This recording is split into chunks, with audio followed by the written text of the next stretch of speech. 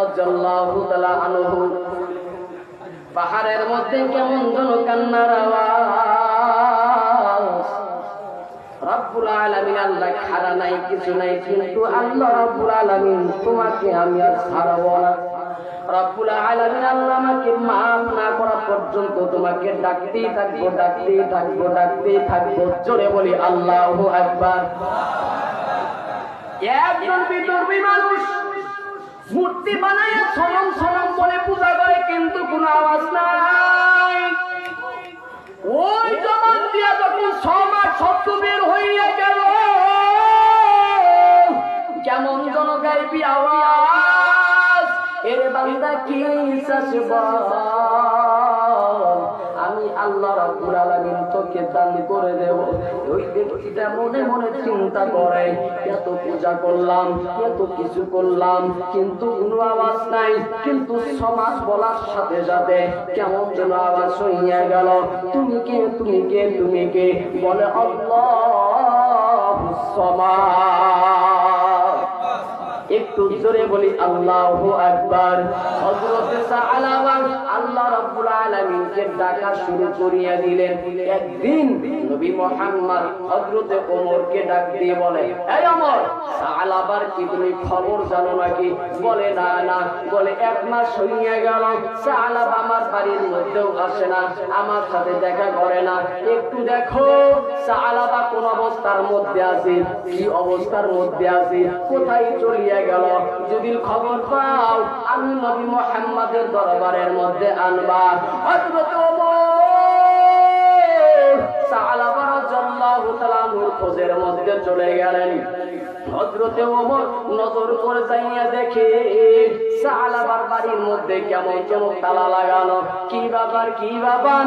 সাআলাবা কই চলিয়া গেল? এলাকার মানুষদেরকে ডাক দিয়ে বলতেছি, ওরে ভাই, সাআলাবা নামে একজন ব্যক্তি জায়গার মধ্যে বসবাস করত, ওই ব্যক্তিটা কই চলিয়া গেল? বলে এক মাস ধরে এই ব্যক্তিটার ঘরের মধ্যে তালা লাগানো, কোথায় চলিয়া গেছে আমরা তো জানি না, জানি না। এ ভাই, যারা আল্লাহ রাব্বুল আলামিনের পাগল, তারা আল্লাহ রাব্বুল আলামিনকে তালাশ করে।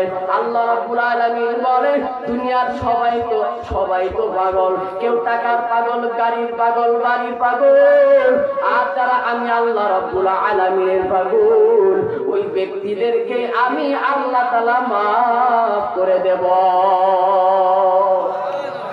তাহলে দুনিয়ার মধ্যে সবাই পাগল,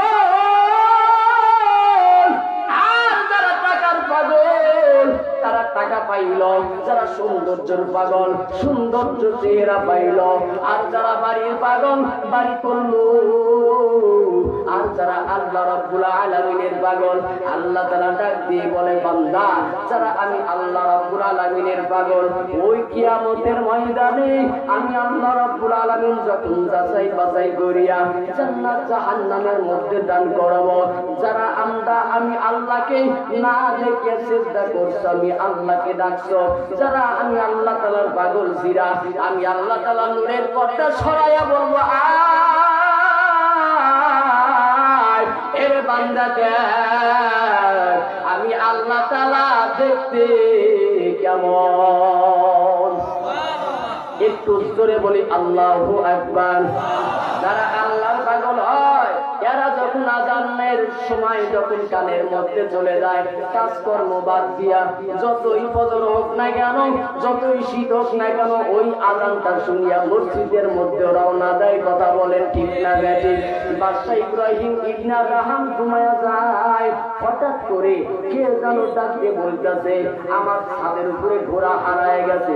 স্বপ্নের মধ্যে শুনতেছি বাদশা ইব্রাহিম ইবনে আদহাম ডাক দিয়ে বলে, তুমি কি পাগল? বলে কেন? বলে ছাদের উপরে তো ঘোড়া পাওয়া যাবে না, তুমি তো পাগল হইয়া গেছে, তোমার মাথা মনে হয় পাগল হইয়া গেছে। আগত ঘোড়াওয়ালা ডাক দিয়ে বলে, বাদশা ইব্রাহিম ইবনে আদহাম, আমি যদি পাগল হই তাহলে আমার থেকে বড় পাগল তুমি। জোরে বলি আল্লাহু আকবার। আমার থেকে বড় পাগল তুমি। বলে কেমনে পাগল? এরে বাদশা, এই ছাদের উপরে যদি ঘোড়া না পাওয়া যায়, এরে বাদশা এই প্রাসাদের মধ্যে দাঁড়িয়ে আল্লাহকে কেমনে পাবি? জোরে বলি আল্লাহু আকবার। হযরত বাদশার ঘুম ভেঙে গেল। ওই সময় সৈন্যদেরকে ডাকতে বলতেছেন, সৈন্যরা এই বাড়ির মধ্যে থাকিয়া আল্লাহকে পাওয়া যাবে না, দিন পাওয়া যাবে না, ইসলাম পাওয়া যাবে না।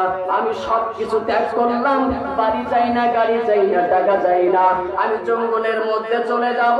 এই জিহ্বাটা নাড়ায়া নাড়ায়া আমি আল্লাহ তাআলার জিকির করব, আমি আল্লাহ তাআলার পাগল হইতে চাই। জোরে বলি সুবহানাল্লাহ। হযরতে ওমর রাদিয়াল্লাহু তাআলা ডাকতে বলতেছে, ওই চলিয়ে গেছে। বলে একজন ব্যক্তি ডাকতে বলে, ওই যে পাহাড়ের মধ্যে একটা মানুষ দেখা যায়, ওই মানুষটার নামই তো মনে হয় সাআলাবা। প্রত্যেকটা দিন সকাল হইলে পাহাড়ের মধ্যে চলে যায়, বিকাল যখন শুরু হইয়া যায় কেমন যেন পাহাড় থেকে নামে, কিন্তু চোখের মধ্যে সব সময় পানির ফোঁটাগুলো দেখা যায়, পানির ফোঁটাগুলো দেখা যায়। বলে কখন বের হবে? বলে বিকাল হলেই বের হবে। হযরত ওমর মনে মনে চিন্তা করেন, রাসূল যেহেতু বলেছে সাআলাবাকে আমার দরবারের মধ্যে হাজির করবা, আমি সাআলাবাকে না নিয়ে নবী মুহাম্মাদের দরবারের মধ্যে যাব না। ইসলামের জন্য, নবীর জন্য এই জায়গার মধ্যে একটু সময় আমি বসে থাকবো সাআলাবার জন্য। কিয়ামতের ময়দানে আল্লাহ রাব্বুল আলামিনের দরবারে তাও বলতে পারবো, ওরে দয়ার মালিক, নবী মুহাম্মাদের কথা মান্য করি না, না খাইয়া সাআলাবার জন্য অপেক্ষা করেছি। জোরে বলে আল্লাহু আকবার। বিকাল যখন হইয়া গেলেন, হযরত ওমর রাদিয়াল্লাহু তাআলা নজর করে দেখি পাহাড়ের উপর থেকে হযরত সাআলাবা কাঁদতে কাঁদতে এমন অবস্থার মধ্যে পড়িয়ে গেছে।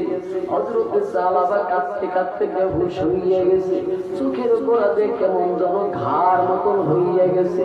হযরত ওমর রাদিয়াল্লাহু তাআলা সাআলাবার কাছে চলিয়ে গেলেন।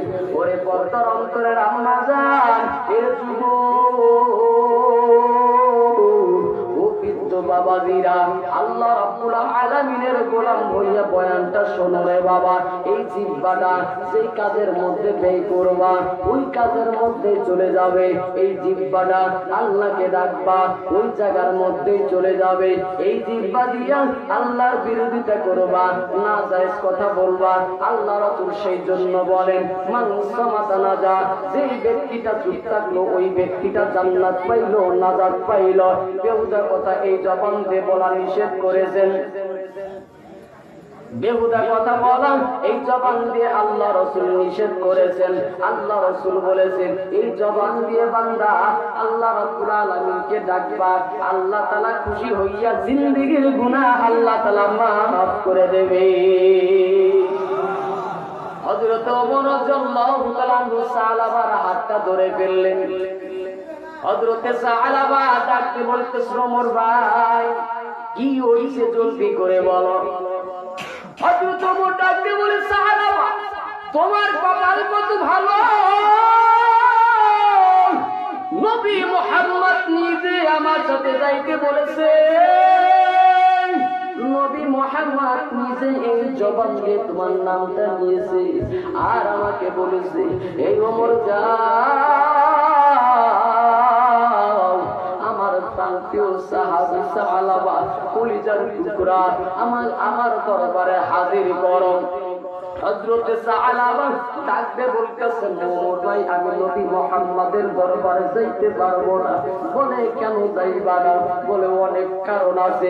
হযরত ওমরকে বলে না আমি এমন গুনাহ করেছি। হযরত ওমরকে ডাক দিয়ে বলে, আমি নবী মুহাম্মাদের দরবারে যাইতে পারবো না, আমি যাব না। ওমর ডাক দিয়ে বলতেছেন, সাআলাবা চলো, নবী মুহাম্মাদের কাছ থেকে আমি ওমর ওয়াদা নিয়ে এসেছি, তোমাকে না নিয়ে নবী মুহাম্মাদের দরবারের মধ্যে যাব না। জোরে বলি আল্লাহু আকবার। এমন মায়ার নবী আমার, পিতা মাতা নাই রে তাহার,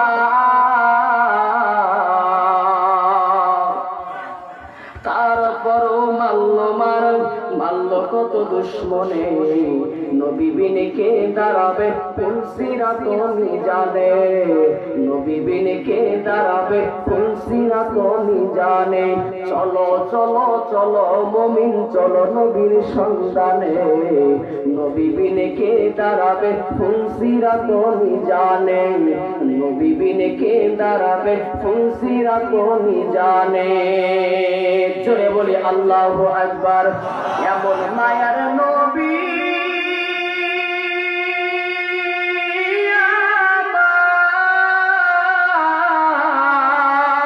আমার কেমনে দুঃখ দাও গো আমার এমন মায়ার নবী